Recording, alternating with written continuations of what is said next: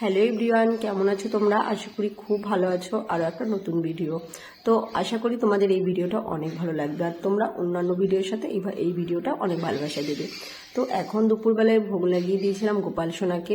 আর আজকে কিছু ছোটোখাটো আয়োজন করেছিলাম। কেন আয়োজন করেছিলাম সেটা তোমাদের বলি। কেননা অনেকদিন পরে আজকে বাবা এসছেন বাড়িতে। তো সবাইকে খেতে দিয়ে দিয়েছিলাম, একটু বেলা হয়ে গেছিলো, তো গোপাল সোনার ভোগটা নামিয়ে নিয়েছিলাম। ছোটোখাটো অ্যারেঞ্জমেন্ট করেছিলাম, যেমন কি একটু পটল ভাজা, কুমড়ো ভাজা, সজনে ডাঁটা আলুর সবজি, তার সাথে ঝিঙে বাটা করেছিলাম, ঝিঙে পোস্ত করেছিলাম, আর করেছিলাম পায়েস। ডালটা করেছিলাম সকালে, ডালটার ভোগ লাগানো হয়নি। আর এখানে এনেছিল হাজবেন্ড হচ্ছে লাল মিষ্টি নবদ্বীপের দই। তো এই হচ্ছে কিন্তু আজকে দুপুরের মেনু। আর বাবা এসেছিলেন অনেকদিন পরে। বাবা হচ্ছে সচরাচর কিন্তু বাড়িতে এসে থাকে না, মন্দিরে আসে, মন্দির থেকেই কিন্তু আবার দর্শন করে চলে যায়। দু একদিন হয়তো মন্দিরে যদি থাকে, বাচ্চাদের সাথে দেখা করার জন্য আসে, কেননা বাবা যখনই আসে বাবার সাথে অনেক ভক্তরা আসে। তো তার জন্য বাবা যখন তখন আসলে বাবা কিন্তু থাকে না। আর আজকে কিন্তু মন্দিরে বাবার কিছু দরকারি কাজ ছিল, তার জন্য এসেছিল।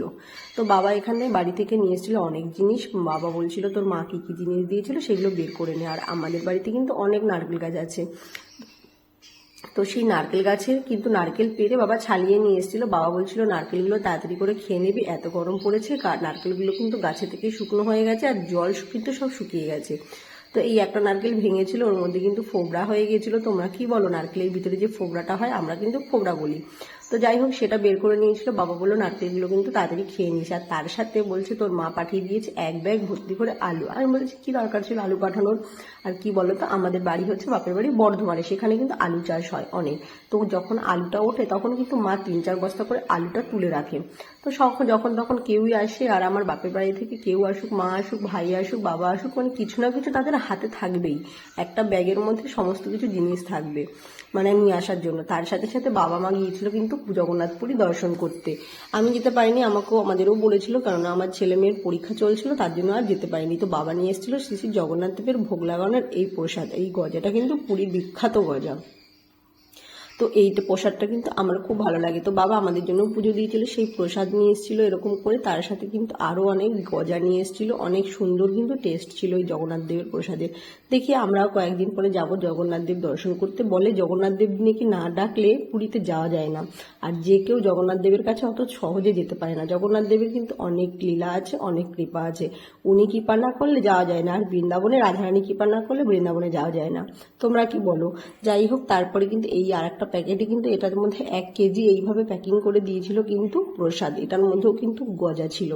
তো এই গজাটাও অনেক টেস্ট ছিল। এটা বাবা বলছিল যে এরকম গরম গরমই গজাগুলো ভেজে মানে প্যাক করে নিয়ে এসেছিল। তো তার জন্য কিন্তু মানে মন্দিরে কিছু কাজও ছিল, আর বাবা বলছে প্রসাদটা যাতে তাড়াতাড়ি দিতে পারে তার জন্য কিন্তু চলে এসেছিল। তো গজাগুলো দেখো তোমাদের দেখিয়ে দিলাম, জগন্নাথপুরীর প্রসাদ। তো যাই হোক, এই প্রসাদগুলো কিন্তু অনেক অনেক অনেক সুস্বাদু ছিল।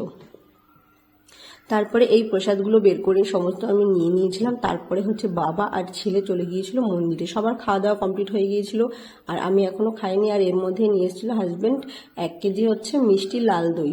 তো দইটা সবাইকে দিয়েছিলাম। তারপরে আমি বসে গেছিলাম খেতে। আর এই ছোট্ট টিফিনে দিয়েছি মায়ের হাতের লতি ভাপানো নারকেলের দুধ দিয়ে। আর আমি বসে পড়েছি কিন্তু এখন খেতে। অনেকটাই বেশ বেলা হয়ে গেছে। এই যে পোস্ত বাটা করেছিলাম, তো সেই পোস্ত বাটাতেই দিয়ে আমি কিন্তু এখন খাওয়া শুরু করেছি। সকলের খাওয়া দাওয়া হয়ে গেছে, আর বাবা মন্দিরে যাবে বলে বেরিয়ে পড়লো। তারপরে আমি সবার শেষে খেতে বসেছি। আর এখন বেশ অনেকটা বেলা হয়ে গেছে। আর কি বলতো, সবাইকে খাইয়ে দাইয়ে না দিয়ে তারপরে আমি খাই। আমার এটাই ভালো লাগে, সে শ্বশুরবাড়ির লোকজন হোক আর বাবার বাড়িরই কেউ আসুক। তো আমি সবসময় এটাই করি, বা ঘরেই আমরা, কারণ আমার ছেলে মেয়ে হাজবেন্ড আগে খেয়ে নেয়, তারপরে আমি হচ্ছে সবার শেষে খাই। এটাই আমার ভালো লাগে। আর আমি এত বছর থেকে এই নিয়মটা আমি ফলো করে আসছি। হয়তো কখনো কখনো সবাই একসাথে মিলেই বসে খেতে পড়ি। তো এই যে আমি এখন একা একা বসে খাচ্ছি, আর খেতে খেতে তোমাদের সাথে একটু ভিডিও শেয়ার করে দিলাম। তো এই যে আজকে পাঁপড় ভাজাও করেছিলাম, শেষে পটল ভাজা করেছিলাম। আর আজ কিন্তু নতুন নতুন মূলো উঠেছে দেখে মূলো সবজি করেছিলাম। মূলো সবজিটাও খেতে কিন্তু খুব দারুণ হয়েছিল। আর এই সজনে ডাঁটা কিন্তু খেতে আমার হাজবেন্ডে যেমন পছন্দ করে, ছেলে মেয়েও, তার সাথে আমার বাবা অনেক পছন্দ করে। তো যাই হোক, চেষ্টা করি যখনই কেউ আসুক তার সবার মন পছন্দ রান্না করার। যাই হোক, আজকের ভিডিওটা আর বেশি বড় করলাম না, এখানে শেষ করলাম। কেমন লাগলো তোমরা অবশ্যই লাইক শেয়ার কমেন্টের মাধ্যমে জানিও। আর কে কোথা থেকে দেখছো আমার ভিডিওটা এটাও জানিও। আর কয়েকদিন পরেই কিন্তু মন্দিরে অক্ষয় তৃতীয়ার জন্য নৌকা বিহার শুরু হয়ে যাবে। তোমরা সকলেই এসো কিন্তু মন্দিরে। 5 দিন ধরে কিন্তু এই অক্ষয় তৃতীয়া নৌকা বিহারের উৎসব চলবে। সকলে ভালো থেকো বন্ধু।